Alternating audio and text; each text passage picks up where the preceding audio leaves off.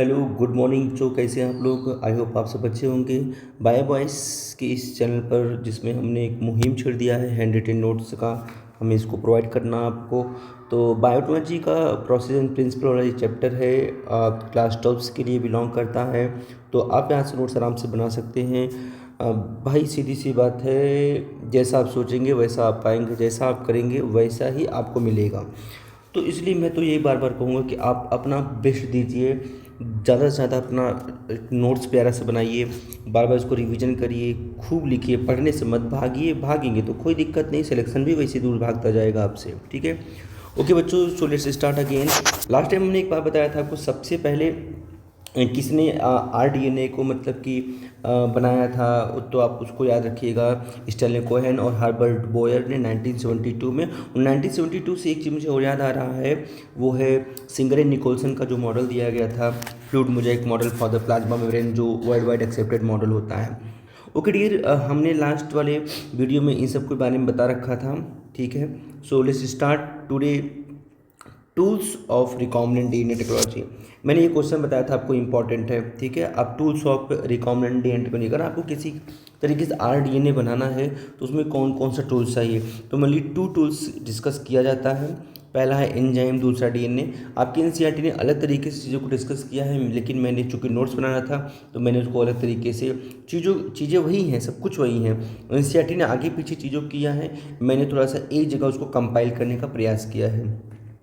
तो सबसे पहले यहाँ पे आप देख पा रहे हो एंजाइम है, और दूसरा क्या है डियर, डीएनए है। तो एंजाइम सबसे पहले डील करते हैं, उसके बाद हम लास्ट में डीएनए डील कर लेंगे। डीएनए बहुत खास नहीं होता, जिसमें आप जान लीजिए कि डिजायर डीएनए होगा, वेक्टर होगा, यही सब के बारे में बात होगा खास करके। फिलहाल एंजाइम की बात करते हैं। एंजाइम में सबसे पहले एंजाइम जो आपको चाहिए होता है वो लाइटिक एंजाइम होता है। बच्चों, अगर आपको किसी सेल से जीन निकालना है, any there is any cell, और उस सेल से आप क्या निकालना चाहते हो, जीन निकालना चाहते हो, मुझे बताओ। ये हो गया सेल, और सेल का हो गया न्यूक्लियस, और ढेर सारे सेल ऐसे भी होते हैं जिनके पास क्या होता है, एक सेल वॉल पाया जाता है, you all know very well, और तब जाके इसके अंदर यहाँ आपको डीएनए मिलेगा। आप मुझे बताओ, इस सेल के डीएनए को आप बाहर निकालना चाहते हो, then how it is going to be possible. इस सेल के डीएनए को आप बाहर निकालो, कैसे निकाल पाओ? क्या बिना सेल को तोड़े पॉसिबल है? नहीं पॉसिबल है। इसलिए आपको क्या करना पड़ेगा, सबसे पहले जो सेल वॉल होता है, उसके बाद जो सेल मेम्ब्रेन होता है उसको तोड़ना पड़ेगा, फिर न्यूक्लियर मेम्ब्रेन को तोड़ना पड़ेगा। थोड़ा प्रोसेस लेंदी है, easy not easy to understand, लेकिन हाँ, चीज़ों को समझेंगे क्लास में, टीचर आपको बताएगा तो आप बेहतरीन कर पाएंगे। तो सेल मेम्ब्रेन, सेल वॉल, नहीं मिला जुला कि आपको सेल को तोड़ना पड़ेगा। जब आप डियर सेल को देखो, आप सेल को जब लाइस करेंगे, सेल का लाइसिस होगा, तब जाकर आपको क्या मिलेगा, डीएनए मिल पाएगा। तो हमें सबसे पहले चाहिए क्या क्या चाहिए, लाइटिक एंजाइम, जो सेल का लाइसिस करवाता है, एज रिटन ओवर हियर। क्या कराएगा सेल का, हाँ ओके, सेल का क्या कराएगा, लाइसिस करवाएगा, इसको आप जानते रहिएगा। ठीक है, सेल लाइसिस, एक सेकंड ना, पता नहीं क्यों, okay okay okay, thank you. तो यहाँ पे क्या कराएगा, सेल का लाइसिस कराएगा, और सेल का लाइसिस करवाने के बाद उसमें क्या, हाँ क्या क्या चाहिए उसमें, अगर सेल वॉल सेलुलोज का बना है, जैसे प्लांट सेल में है तो सेलुलेज चाहिए, काइटिनेज चाहिए, अगर फंगल सेल है तो लाइसोजाइम चाहिए, लाइसोजाइम चाहिए, अगर वहाँ पर बैक्टीरियल सेल तोड़ना है तो लाइपेज चाहिए, अगर आपको सेल मेम्ब्रेन में लिपिड को तोड़ना है, प्रोटीएज चाहिए, अगर आपको सेल मेम्ब्रेन में प्रोटीन तोड़ना है, राइबोन्यूक्लिएज चाहिए, जिससे आरएनए का डाइजेशन करवाना होता है। नेक्स्ट आगे देखते हैं रिस्ट्रिक्शन एंडोन्यूक्लियोटाइड, जो इस सेक्शन का सबसे इंपॉर्टेंट पार्ट आ जाता है। हालांकि मैं किसी को ऐसा नहीं कहूँगा कि लेस इंपॉर्टेंट है, every section is the important.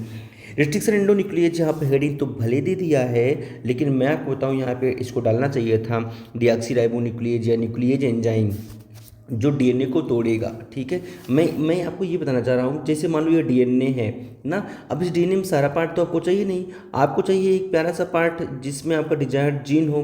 तो क्या करेंगे, पूरे डीएनए को आपको ढूंढना थोड़ी ना है, तो आपको क्या करना पड़ेगा, यहाँ पे एक ऐसा एंजाइम लेना पड़ेगा, ढूंढना पड़ेगा, जो इस डीएनए को कई खंडों में, फ्रेगमेंट्स में क्या कर दे, तोड़ दे, ताकि उन फ्रेगमेंट में से भी, उसमें से जो आपका डिजायर डीएनए फ्रेगमेंट हो उसको आप आसानी से अलग कर सको। इसलिए यहाँ पर न्यूक्लियस एंजाइम की 3 कैटेगरीज आपको बताई जा रही हैं, three types of nucleus enzyme यहाँ पर है, इजोन्यूक्लियस, एंडोन्यूक्लियस और रिस्ट्रिक्शन एंडोन्यूक्लियस। आपके एनसीईआरटी में इसी का हेडिंग दिया है और बताया इन दोनों के बारे में भी है फिलहाल। तो अब आगे हम थोड़ा देखते हैं कि अब यहाँ पर जो एंजाइम्स वगैरह हैं ये क्या कैसे करते हैं। एक्सोन्यूक्लियस की बात करें, एज नेम मेंशन, एक जो मतलब बाहर, ये डीएनए को कट करेगा only at the end 3 prime या 5 प्राइम एंड पे कट करेगा। देख लो जैसे कि यहाँ पे डीएनए कट करके अलग कर दिया है। एंडोन्यूक्लियस की बात करें, ये अदर देन एंड, मतलब other than end means except 3 prime end 5 prime end, यानी 3 प्राइम और 5 प्राइम पे ना कट करके बीच में कहीं भी डीएनए को कट कर सकता है। देन आफ्टर आता है आपका रिस्ट्रिक्शन एंडोलॉजी, सबसे इम्पॉर्टेंट है, इसके बारे में समझना वेरी वेरी आईएमपी आप कर सकते हो, आपको समझना पड़ेगा क्योंकि आज क्वेश्चन भी और कई टर्म पूछे जा सकते हैं। डिस्कवरी की बात करें, सबसे पहले इसकी खोज 1963 में तब हुआ था जब एक बैक्टीरिया को देखा गया ई कोलाई, जो क्या कर रहा था, अपने अंदर आने वाले बैक्टीरियोफेज के ग्रोथ को रिस्ट्रिक्ट करता था। यानी बैक्टीरियोफेज जब बैक्टीरिया पर अटैक करता था तो लोगों ने देखा कि ई कोलाई उस बैक्टीरियल अटैक को रोक रहा है। कैसे रोक रहा था? दरअसल ई कोलाई के अंदर दो एंजाइम नोटिस किया गया, दो एंजाइम। एक एंजाइम था जो मेथाइलेशन करता था, दूसरा जो डीएनए को कट करता था। जो डीएनए को कट करता था उसका नाम था रिस्ट्रिक्शन एंडोन्यूक्लियस एंजाइम, और जो मेथाइलेशन करवाता था डीएनए मेथाइलेज एंजाइम, वो क्या करता था, डीएनए में मेथिल ग्रुप को जोड़ता था। फिलहाल this is a defence mechanism, ये जो सिस्टम आपने देखा है ई कोलाई में यानी बैक्टीरिया में, ये एक प्रकार का डिफेंस मैकेनिज्म होता है सारे बैक्टीरिया का। अब यहाँ पे फिगर देख सकते हो, मैं फिगर को जरूर समझाऊंगा। ये बैक्टीरियोफेज, आप पता है bacteriophage is the virus which attack on the bacteria. तो ये बैक्टीरिया अटैक करेगा, तो अटैक करने के बाद क्या करेगा, बहुत सिंपली सबसे पहले वो अपने डीएनए को ही क्या करेगा, वायरस, याद रखना वायरस में एक खासियत होती है कि वो अपनी न्यूक्लिक एसिड को अपने होस्ट के अंदर क्या करते हैं, इंजेक्ट करते हैं, ताकि पूरे सिस्टम को हाईजैक कर सकें। ठीक है।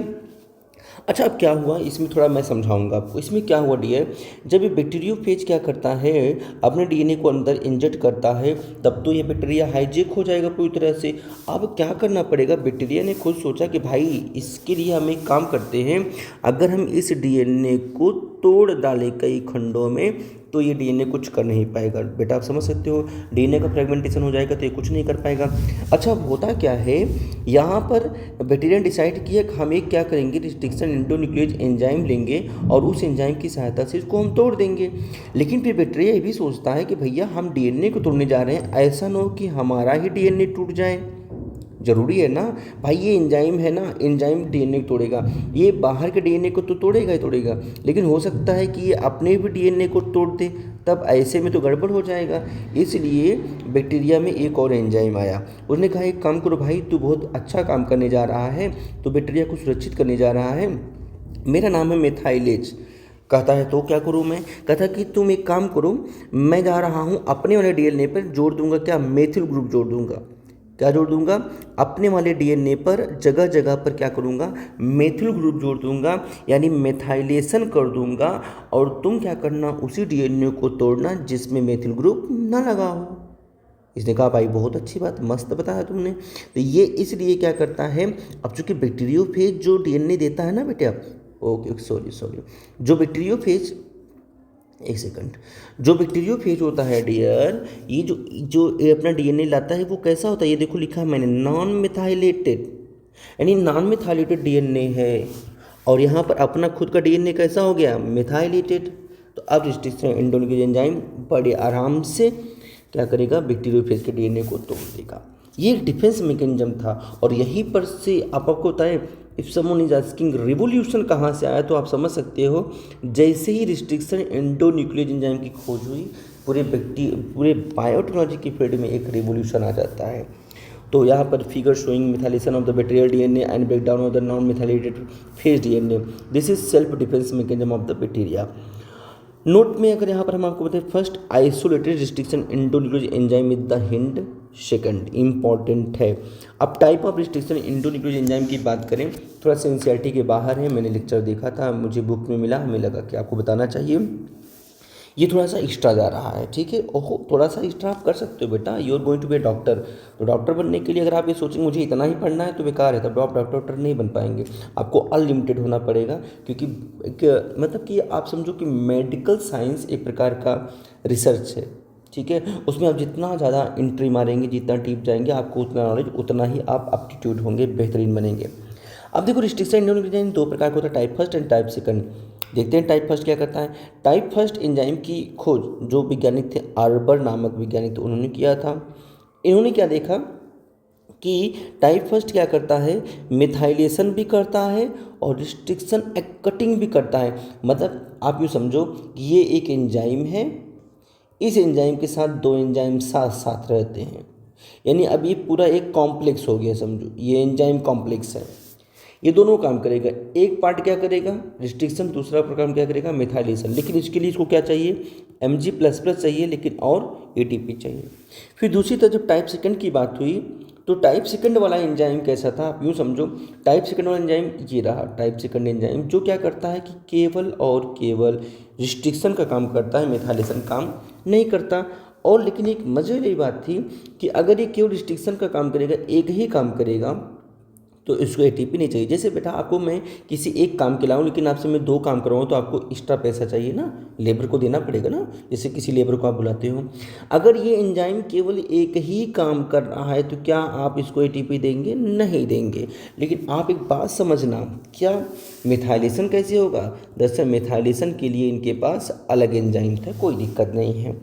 लेकिन अब मेरी बात सुनो, इसको खोजने वाले साइंटिस्ट जो हैमिल्टन स्मिथ थे, इन्होंने क्या देखा कि ये एंजाइम की रिस्ट्रिक्शन काम करता है, no methylation but have separate enzyme for methylation, require only Mg++ not ATP। अच्छा मेरी बात ध्यान सुनना, अगर बेटा आपको किसी बीकर में DNA मिल गया है, सपोज करो कि हमें यहाँ पे DNA मिल गया है, आप इसको फ्रेगमेंट में तोड़ना चाहती हो, तो आप इसके अंदर कैसा एंजाइम डालोगे, एक ऐसा एंजाइम जो दोनों काम करता है कि एक ऐसा एंजाइम केवल एक काम करता है। तो आप सोचेंगे सर जी हम दोनों डाल देते हैं ना, जो ऐसा एंजाइम जो दोनों काम करता है, लेकिन क्यों, आपके बीकर में केवल एक ही DNA है ना, तो अपना DNA तो है नहीं, बैक्टीरिया का DNA का अपने आप को कुछ प्रोटेक्ट करना है नहीं, तो वैज्ञानिकों ने कहा इसको हटाओ, इसको लो। अच्छा इस सेकंड टाइप सेकंड को लेने का फ़ायदा क्या है, टाइप सेकंड को लेने का फ़ायदा क्या है कि इसको ATP हमें बाहर से प्रोवाइड करने की आवश्यकता नहीं पड़ेगी, इसलिए type second is used in DNA